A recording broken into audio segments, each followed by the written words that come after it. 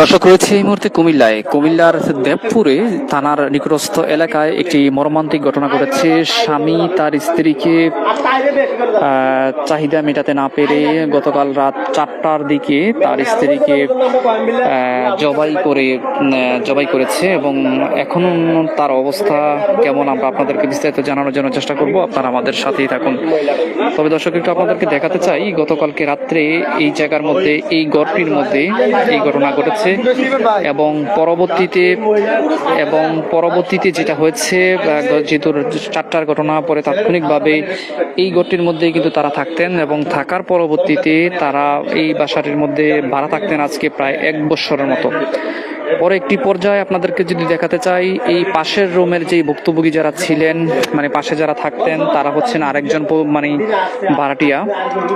রাতের 4টা বাজে যখন এই মর্মান্তিক ঘটনা যখন ঘটে, তখন পাশের রুমে যারা ভাড়া থাকতেন তারা খুব দ্রুত আকারে তাদের যেই বাসার যে মালিক আছেন সেই বাসার মালিকের সাথে তারা ডাকাডাকি করেন এবং ডাকাডাকি করে বলেন যে এখানের মধ্যে এই আমাদের পাশের রুমের ব্যক্তিকে জবাই করে হত্যা করা হয়েছে। এই কথা বলার পরবর্তীতে তারাও, বাসার মালিক যারা ছিলেন, তারাও খুব দ্রুত আকারে এখানে যে মানে নিকটস্থ যে থানা আছে, থানায় 999 ফোন করেন এবং কিছুক্ষণ পর পুলিশ আসেন। এবং যেহেতু গতকালকে জানেন যে আজকে ভোররাতে কিন্তু অনেক বৃষ্টি ছিল, মেঘ বৃষ্টি ছিল, তো এই কারণে কিন্তু আসলে বিষয়টি একটু দেরি হয়ে যায়। পরবর্তীতে ভোরবেলা তাকে খুব দ্রুত করে কুমিল্লার সরকারি মেডিকেল কলেজে তাকে প্রেরণ করা হয় এবং প্রেরণ করার পরবর্তীতে কর্তব্যরত চিকিৎসক তাকে খুব দ্রুত ইমার্জেন্সি চিকিৎসার জন্য, যেহেতু কুমিল্লা কর্তব্যরত চিকিৎসক জানিয়েছে ওনার গলার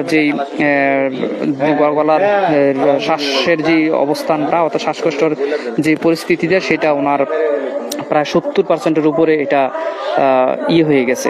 পরবর্তীতে এখান থেকে খুব দ্রুত আকারে তাকে কুমিল্লা থেকে ঢাকায় প্রেরণ করা হয়েছে এবং ঢাকাতে তিনি একটি আইসিইউতের মধ্যে এই মুহূর্তের মধ্যে অবস্থায় আছেন। এবং আমরা ওদের সাথে কথা বলেছি এবং আমরা যতটুকু জানতে পারলাম যে রোগীর অবস্থা অনেকটাই আশঙ্কাজনক, আবার অনেকেই বলছে যে রোগী কিছুটা মোটামুটি নিয়ন্ত্রণে আছে। তবে এখন পর্যন্ত আমরা সঠিক কোনো তথ্যটা পাইনি এবং আপনাদেরকে একটু জানাতে চাই যে আজকে যে ঘটনাটি ঘটেছে সেই ঘটনাটি কি নিয়ে ঘটেছে বা কি বিষয় আমরা আপনাদেরকে কিছু তথ্য দেব। তবে এর পূর্বে একটু আপনাদেরকে জানাতে চাই যে এই ঘরটির মধ্যেই কিন্তু সেই দম্পতিরা থাকতেন এবং কি বিগত 1 বছর যাবৎ কিন্তু তারা এখানে এই ঘরের মধ্যে ভাড়া থাকতেন। আমরা এই পাশে যে ঘরটি দেখাচ্ছি, একই ঘরের মধ্যে যে 2টি রুম, এই পাশে যে রুমটি দেখাচ্ছি, এই রুমটির মধ্যেও কিন্তু আসলে যারা ছিলেন তারাই কিন্তু সর্বপ্রথম তথ্য পেয়েছেন। পাওয়ার পরবর্তীতে যে বাড়িওয়ালা যে মালিক আছেন তাদের কাছে ডাকাডাকি করেন এবং ডাকাডাকি করার পরবর্তীতে তারা এখানে আসেন এবং এই রুমের মধ্যে আসার পরে তারা দেখতে পেলেন যে তাদের এই ঘরের মধ্যে আসলে মুমূর্ষু অবস্থায় পড়ে আছেন একজন দম্পতি এবং তার স্বামী তখন হুট করে ঘর থেকে বাইর হয়ে যাওয়ার পরবর্তীতে তিনি নিজেই আবার কুমিল্লার বুড়িচং থানার যে এখানে ফাঁড়ি থানা রয়েছে দেবপুর, এবং সেই দেবপুর থানার মধ্যে কিন্তু তিনি নিজেই স্বামী ওখানে গিয়ে তিনি অবস্থান করেন এবং পুলিশের কাছে তিনি নিজেই কিন্তু ধরা দেন। যতটুকু আসলে আমরা যিনি বাড়ির মালিক আছেন ওনার কাছ থেকে আমরা যতটুকু শুনতে পেয়েছি। এবং পরবর্তীতে এখানে যারা এই বাড়ির মালিক যিনি ছিলেন, এই ভদ্রলোক, তিনি এখান থেকে খুব দ্রুত করে এই যিনি আহত হয়েছিলেন তাকে খুব দ্রুত করে 999 ফোন করেন এবং ফোন করার পরবর্তীতে গাড়ি নিয়ে তাকে ইমার্জেন্সি কুমিল্লা সরকারি মেডিকেল কলেজে ইমার্জেন্সি নিয়ে যান এবং ওখান থেকে কর্তব্যরত চিকিৎসক তাকে ঢাকা প্রেরণ করে। তবে এই ঘটনাটি কি কারণে হয়েছে বা কি বিষয় আমরা যদি কিছুটা আপনাদেরকে বোঝাতে চাই, সেটি হচ্ছে যে এখন যে মেয়ের যে পরিবার আছে, অর্থাৎ স্বামীর হাতে যেই স্ত্রীর যেই জবাই করার যে ঘটনা ঘটেছে, তবে এই বিষয়কে কেন্দ্র করে এই স্ত্রীর পরিবারের, অর্থাৎ মেয়েটির নামটি কি ছিল, যেই মেয়েটি তাকে জবাই করা হয়েছে তার নামটি হচ্ছে ইবা। এবং এই ইবার পরিবারের যে লোকজন যারা আছে, এই ইবার বিয়ে হয়েছে 5 বছর হয়েছে, এর মধ্যে 3 বছরের একটি, আমরা যতটুকু শুনতে পেয়েছি 3 বছরের একটি বাচ্চা আছে এবং সেই বাচ্চাটি কিন্তু এখানে প্রতিবন্ধী, আমরা এতটুকু শুনতে পেয়েছি। তবে ইনি হচ্ছে যে আসলে মেয়ের গার্ডিয়ান, ওনার সাথে আমরা কথা বলেছি এবং ওনার আরেক ভাই আছে, ওনার সাথেও আমরা কথা বলেছি। আসলে এই মেয়ের পরিবার থেকে আসলে বলা হচ্ছে যে এই ছেলে কিছুদিন পর তাদের কাছ থেকে আসলে টাকা পয়সা চায়, তাদেরকে টাকা পয়সা না দিলে এই মারধর করা হয়, তারা ভাগ্নিকে আসলে মারধর করা হয়, এই ধরনের আলোচনাগুলো কিন্তু আসলে আমরা শুনতে পেয়েছি। তবে মূল ঘটনা যেটা, তবে আমরা থানাও গিয়েছি এবং লাশ দুঃখিত এখন পর্যন্ত কিন্তু সেই ব্যক্তি যাকে জবাই করা হয়েছে তিনি কিন্তু এই মুহূর্তের মধ্যে ঢাকাতে আইসিইউতে আছেন, আমরা যতটুকু শুনলাম। তবে এখন পর্যন্ত যে ব্যক্তি এই ঘটনা ঘটিয়েছে, যে স্বামী এই ঘটনা ঘটেছে, স্বামী কিন্তু এই মুহূর্তের মধ্যে আছেন পুলিশের হেফাজতে আছেন। তিনি ঘটনা ঘটানোর পরবর্তীতে তিনি নিজেই কিন্তু নিজেই তার ঘর থেকে তিনি চলে গেছেন থানায়, এবং কুমিল্লার বুড়িচং যে দেবপুর ফাঁড়ি থানা রয়েছে সেই দেবপুর ফাঁড়ি থানা তিনি নিজেই গেছেন, এবং যাওয়ার পরবর্তীতে উনি নিজেই স্বীকারোক্তি দিয়েছেন।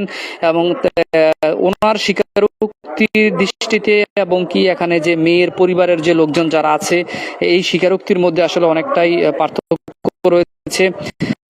সেই স্বামীর স্বীকারোক্তি হচ্ছে যে, আমরা যদি আপনাদেরকে কিছুটা জানাতে চাই, যে স্বামী আসলে যতটুকু পুলিশের কাছে বলেছে সেটি হচ্ছে যে তার চাহিদার মধ্যে বাধা বিপত্তি করেন, এমনটাই কিন্তু আসলে পুলিশ আমাদেরকে জানিয়েছে। পুলিশ আমাদেরকে এমনটাই বলেছে দেবপুর থানা থেকে, যে স্বামী এবং স্ত্রীর মধ্যে তাদের চাহিদার মধ্যে সম্পন্ন করার ক্ষেত্রে একটু সমস্যা ছিল, এবং এই বিষয়কে কেন্দ্র করে কিন্তু আসলে যে স্বামী তার স্ত্রীকে জবাই করার কার্যক্রম আসলে হাতে নিয়েছেন এবং এই ঘটনায় ঘটিয়েছেন। এবং কোনো সময় তিনি তার ইচ্ছা মতো ভাবে আসলে তিনি তার স্ত্রীর কাছে যাওয়ার পরবর্তীতে তিনি ওইভাবে তার দম্পতি মিলন করতে পারতেন না। এই বিষয়কে কেন্দ্র করে কিন্তু আসলে তার স্বামী কিন্তু এমনটাই কিন্তু অভিযোগ জানিয়েছে। তবে অপরদিকে যদি আপনাদেরকে বলতে চাই, আসলে মেয়ের যে পরিবার আছে, মেয়ের পরিবার যারা আছেন তাদের সাথেও আমরা কথা বলেছি। তারা আসলে আমাদেরকে বলছে যে জামাই কিছুদিন পর কিন্তু আসলে সে কিন্তু টাকা চাচ্ছে, তার স্ত্রীর কাছে টাকা চাচ্ছে, এবং টাকা চাওয়ার কারণে সেই টাকা আসলে এনে দিতে পারে নাই, এবং কি টাকা না আনার কারণে তাকে কিছুদিন পর আসলে এভাবে অত্যাচার করে, বিভিন্নভাবে মারধর করে, এবং মারধর করার পরবর্তীতে আজকে গতকাল রাত অর্থাৎ আজকে ভোর রাতে এই যে ঘটনা ঘটানো হয়েছে, তাকে কিন্তু গলা কেটে আসলে ইয়ে করা হয়েছে। এবং যে বাড়ির মালিক যিনি ছিলেন তিনি কিন্তু খুব দ্রুত আকারে ঘটনাটি যদি আসলে ইয়ে করতেন, নিয়ন্ত্রণ না করতেন, তাহলে কিন্তু আসলে হয়তো বা আরো এখানে বড় ধরনের ঘটনা হয়তো বা ঘটে যেত।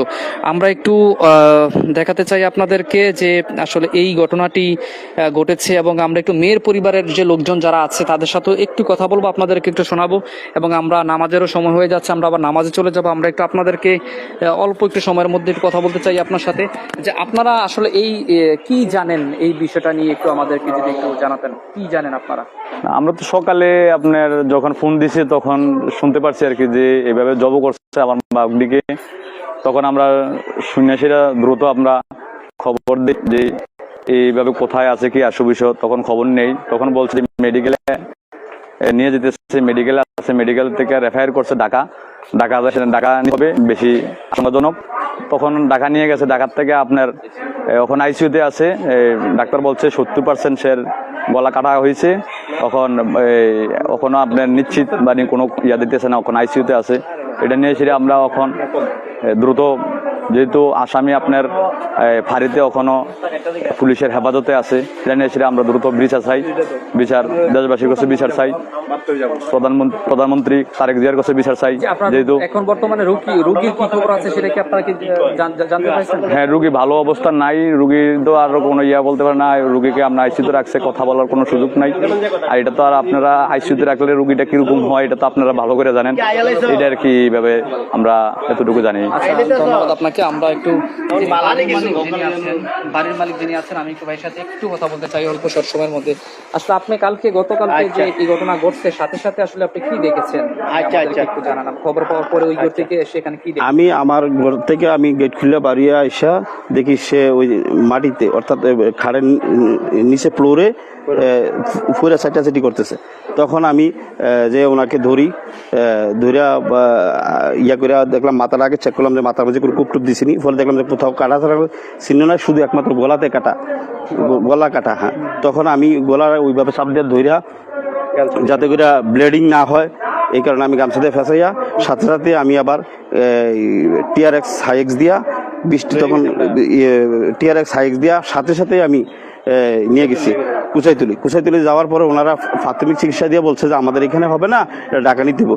পরে একটা অ্যাম্বুলেন্স ভাড়া করে 7,000 টাকা দিয়ে একটা অ্যাম্বুলেন্স ভাড়া করে ওই যে অক্সিজেন সহ সাথে সাথে আমি ফাড়াই, আমি সহ নিজের সহ কোরপাই ওনার মায়ের কাছে গেছি। তখন খুব বৃষ্টি ছিল, তখন ওনার আম্মা এবং ওনার চাচা নাকি ওনাদেরকে আরো 2 জন আছে, একজন হলো ওনার এখানে মামা খলিল হেরা সহ গাড়ির মেঝে ওইখান থেকে দিয়া, আমিও খুব নার্ভাস ছিলাম হঠাৎ করে রক্ত দেখে, আমি হাড়ের রুগী, তারপর ওনাদেরকে দিয়া আমি ইয়ে করছি। এখন পর্যন্ত আমি টেলিফোন খোঁজখবর রাখতেছি, ইনশাল্লাহ আশা করি আল্লাহ যেন ওনাকে সুস্থ করে, এই দোয়ায় আমি করি। আপনারাও সবাই দোয়া করবেন, যাতে একটা বাচ্চা আছে, বাচ্চারা হেরে আল্লাহ ভালো করে দেয়। আচ্ছা ঠিক আছে, আপনাকে ধন্যবাদ। আমাদের সময় হয়ে গেছে, আমরা আসলে চলে যাবো মেয়ের যে বাপের বাড়ি, সেই মেয়ের বাপের বাড়ি হচ্ছে যে হচ্ছে যে তার মেয়ের বাবার বাড়ি, এবং এই মেয়ের বাবার বাড়ির লোকজনও আসলে তারা ঢাকায় গিয়েছেন এবং কি আইসিইউতে কোন অবস্থানে আছে, বাকি আসু বিষয়, এই বিষয়গুলো আমরা আপনাদেরকে জানানোর জন্য চেষ্টা করবো। আমাদের